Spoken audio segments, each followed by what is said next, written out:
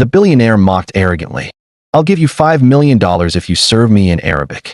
But the black waitress's fluent reply left everyone speechless. Your support means everything. Like, comment, and subscribe so we can keep sharing stories like this.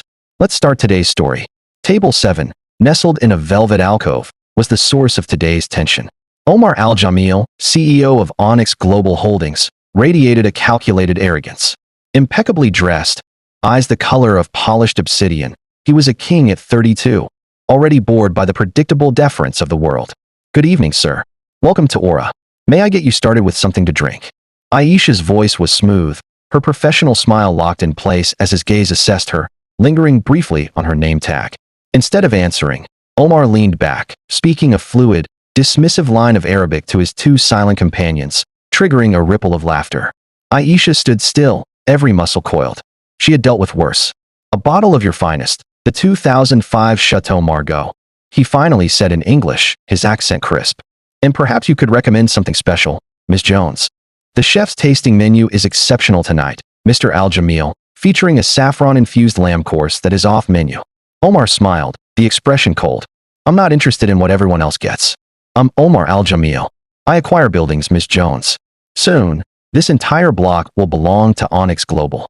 "Congratulations, sir," Aisha replied, turning to leave. "Wait." His tone sharpened, demanding attention. The restaurant atmosphere, always thick with suppressed drama, grew taut. "I have a proposition for you." He withdrew his wallet, the leather sleek and dark. With agonizing deliberation, he placed a bank draft on the crisp white tablecloth. It was written out for $5 million. $5 million, he announced, loud enough for neighboring tables to freeze. "If you can take my dinner order in Arabic." Flawless, native-level Arabic. His companion smirked. "Most Americans only speak one language. Prove me wrong. Or is that too difficult for a waitress?" The word waitress hung in the air, dripping with condescension. Heat rushed into Aisha's face, not from shame, but from a profound, white-hot fury. He was triumphant, leaning back, confident in her silence. And then Aisha spoke. Her voice, usually soft, cut through the silence, the Arabic flowing perfectly, the dialect precise and regional, a formal, educated address. "Saidi, yes iduni jiddan and adalaka talabatica. I would be honored to take your order, sir. May I suggest our signature lamb? It is slow-cooked for 8 hours and seasoned with spices imported directly from the High Atlas." Omar froze, his smug expression shattering into absolute bewilderment. His companion stared as if she had conjured the food itself. Aisha continued, switching back to English, her gaze unwavering. "I believe my pronunciation is flawless, sir. I have a master's in Middle Eastern Affairs from Georgetown University, specializing in classical Arabic dialects. Will that be all, Mr. Al-Jamil? Or would you like to hear my Farsi as well?" A flicker of genuine admiration replaced the shock in his dark eyes. He stared at the $5 million check, then back at her. "The check is yours. I am a man of my word." Aisha didn't even glance at the paper. She met his eyes, her spine straight. "Keep your $5 million, Mr. Al-Jamil. I'm not for sale." She walked away, the words tasting like victory. Behind her, Omar Al-Jamil, for perhaps the first time in his life, was completely and utterly speechless. Omar couldn't look away from her. The effortless integrity she possessed was a mystery more compelling than any business deal. When she brought the final check, he scribbled $10,000 on the tip line, an investment in a future conversation. "Not all of us measure success by the size of our bank accounts, Mr. Al-Jamil." She returned his business card. "What's your measure then?" "Integrity," she replied simply. The truth was, the mocking challenge had served its purpose for Omar. It was a tool of elimination, but it had yielded a partner. His security chief, Jamal, found almost nothing on her, a ghost who dropped off the map 2 years ago after a stint as a lead translator for a congressional mission. Her records were, as Jamal put it, professionally scrubbed. Their next meeting was not by choice. Aisha, tipped off by her roommate that strange men were asking about her, was preparing to run when the news broke. Senator Elias Thorne, a former ranking member of the Intelligence Committee, was found dead, and Aisha Jones was named as the prime suspect. Omar and Jamal found her in a small hotel, minutes after the warrant was issued. "Victor Caldwell, Senator Thorne, was found dead, and you are about to be framed for his murder," Jamal reported, his voice low and urgent. "Why would you help me?" Aisha demanded, her hand hovering over the emergency bag. Omar stepped forward, his arrogant mask completely gone, replaced by a raw intensity. Because my parents didn't die in a car accident 10 years ago, Ms. Jones. It was a car bomb, and the same faction that killed them is now tying up loose ends by killing Thorne and framing you. The pieces locked into place with terrifying speed. My father, Aisha whispered. He died of a heart attack 2 weeks after I overheard Thorne and others discussing something called Protocol Phoenix. Protocol Phoenix, Omar confirmed grimly.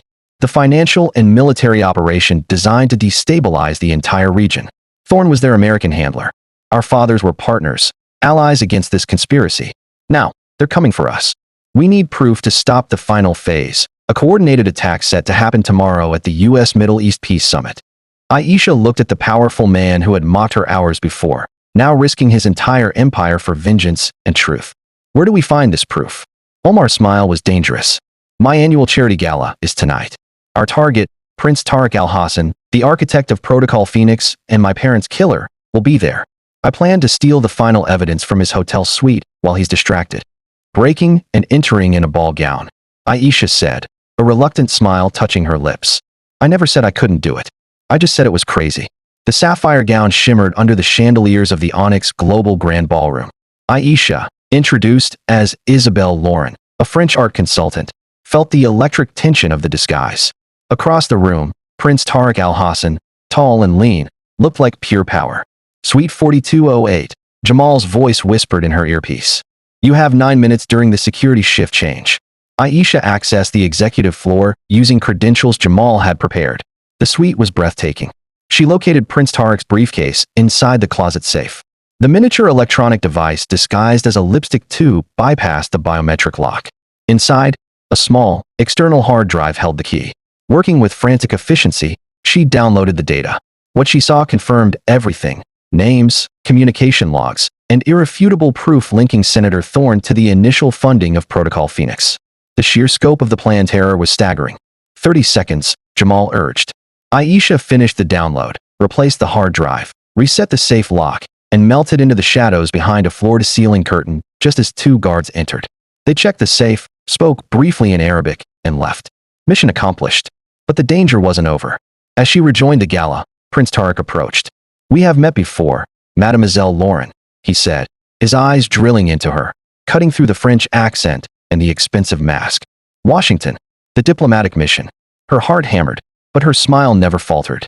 I'm afraid not, Prince. I was in Barcelona that season. Omar intervened, pulling her away, his demeanor smooth but his grip tight. They had been made. In the armored limousine, the evidence, the hard drive, clutched tightly in Aisha's hand, Jamal received the alert. The penthouse was compromised. Change of plans, Omar said firmly. They knew where I was going. We're not going back. We're going to the one place they'd never look for a billionaire and a fugitive, my mother's old apartment in Queens.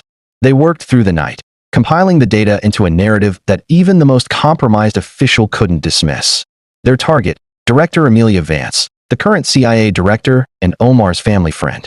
Just as they prepared to leave, Jamal burst in, bleeding from a superficial head wound. They know. Prince Tariq fled the country an hour ago, but he activated sleeper cells. They are targeting the peace summit today. The evidence, now fully organized, was the only thing that could save the day. They sped to a secluded boathouse, the prearranged meeting spot.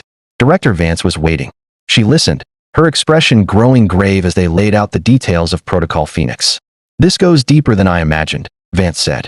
But because of this evidence, we know exactly where to look. Within the hour, the news broke. A massive counter-terrorism operation, arrests made, the peace summit secured, and Protocol Phoenix neutralized before it could unleash chaos. Justice was messy. Prince Tariq had escaped, but his network was crippled, his assets frozen. The threat was contained. 3 months later, Aisha stood on the deck of a yacht anchored off the Amalfi coast. She was no longer Aisha Jones, the fugitive, but Isabelle Lauren, a respected consultant. Omar stood beside her, his suit jacket discarded, his eyes reflecting the Mediterranean sun. Regretting your decision? He murmured, his arms around her. Which one? She asked, leaning back into his embrace. Refusing the $5 million, or agreeing to marry you? The $5 million, the check that had started it all, had been the initial capital for the Jasmine Accord Foundation, dedicated to global education and peace. A promise fulfilled, a legacy honored. I still haven't recovered from being dismissed by a waitress, Omar admitted, drawing her close. Aisha smiled, looking up at him. And I haven't recovered from realizing the entitled billionaire was a man who traded an empire for a chance at justice. Honestly, no, he confessed. I never imagined it would end like this. But I'm beginning to think it was the best investment I ever made. As their lips met, the transformation was complete. The initial arrogance, the desperate flight, and the shared tragedy had led them to a perfect, unexpected ending. The moral courage of a waitress and the reformed heart of a billionaire, proving some things are worth far more than $5 million. Without your subscription, we might never meet again. Follow, comment, and share right now. Don't risk it.